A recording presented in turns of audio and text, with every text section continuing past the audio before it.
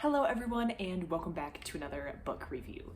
Today we are going to be reviewing a book that I'm not entirely sure what to think about, so I'm just going to discuss my thoughts on it and see if anyone out there has read it and has any thoughts on this book as well, because this is the kind of book that I would love to discuss with someone else who had read it, because yeah, I'm not really sure what to think. So today I'm going to be reviewing The Governess by Anne Serre. This is a translation by Mark Hutchinson.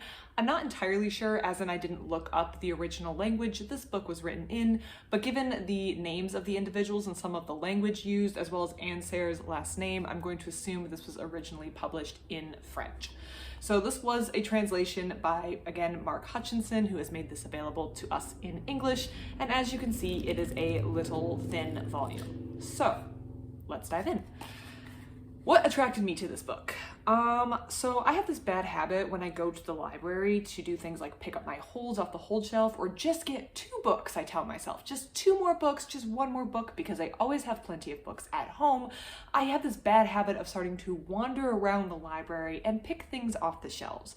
And then I rationalize me picking those things off the shelves by telling myself that I'm going to read them, or telling myself this book is never here on the shelf, so of course I have to take it now.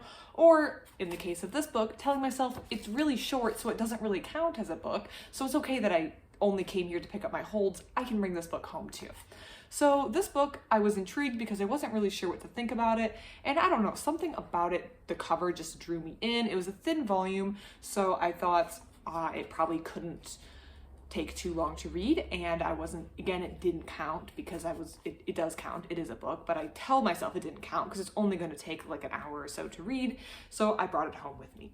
I also wanted to know what the Governesses were doing.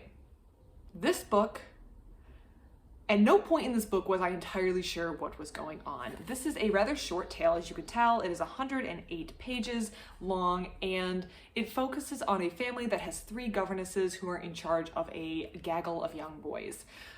These governesses, however, are kind of chaotic, and the book just starts with introducing them. They're going to throw a party of something. There never really is a plot that's developing. It's just them living their daily lives. But you quickly realize that these governesses are very invested in making sure that they have plenty of pleasure in their lives. The back of this book says, there's a little part in the back of this book that says, Serre's wistful ode to pleasure is as enchanting as its 3 nymph-like protagonists. And this book does feel like there's a heavy focus on pleasure and these women getting pleasure, particularly of the sexual variety, for themselves. And you come to know that they are exchanging sexual favors with men in the garden at night, like all 3 of them, between this garden gate that they won't go out of, but they make things logistically work. Then they kind of advance to the next level, in which they are almost stalking men who go on in the gardens at night. I assume they live in this big mansion-like thing, and men will get in the garden, but I feel like it was kind of ambiguous to me as to whether or not the men who entered the garden kind of knew the kind of women who lived there. It was never clear to me if these men really... There was one scene where they really kind of described it, and it didn't feel like the man...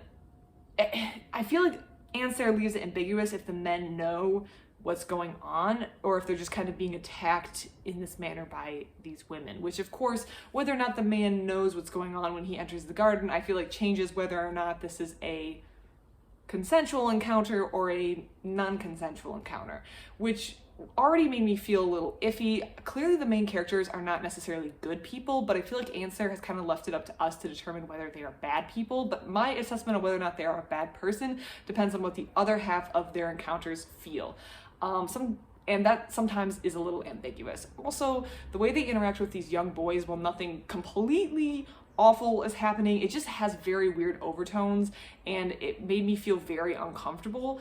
That being said, the whole thing was kind of captivating because you just had no idea what these women were up to. You had no idea what they were doing, as in they're doing all these things, but then you start to realize that there's a man across the street who's watching them, and you start to wonder if the women are doing these things out of their own volition. Are they doing these very sexual performances because they want to, because they are because they truly, at least this is my take on it, were they doing these things because they truly wanted to like do these things themselves, or are they doing these things because they enjoy the attention of the man across the street?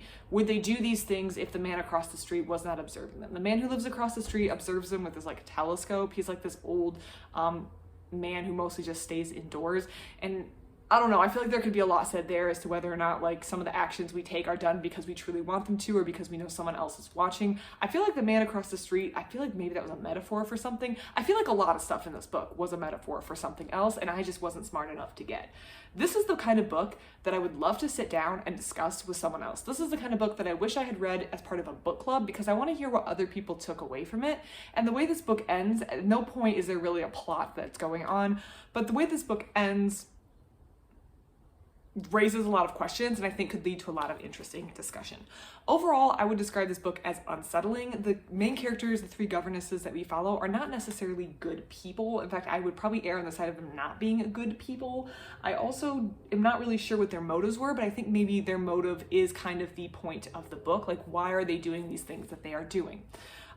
Basically, I wasn't sure what to think of this book, but somehow it still drew me in and made me think, which was kind of an enjoyable experience for me, and I don't think I'm going to forget this book anytime soon, so I would definitely rate it more of a 4-star book, but I'm really desperate to have someone else to talk to about this book, because I'm really curious as to what other people would take away from this book, or if someone else smarter than me understood what the meaning of this book was. If you have read The Governesses by Anne Serre, please let me know. Please tell me what you thought about it, what you took away from it, because I really want to hear it. I don't think I got the full story or the full impact, and I'd love to hear from someone who maybe did get the full impact. I just like to talk to other people about these things, and this is the kind of book that I would love to talk to someone else about. So please leave your thoughts in the comments below. Otherwise, thank you so much for watching, and I hope you have a great rest of your day.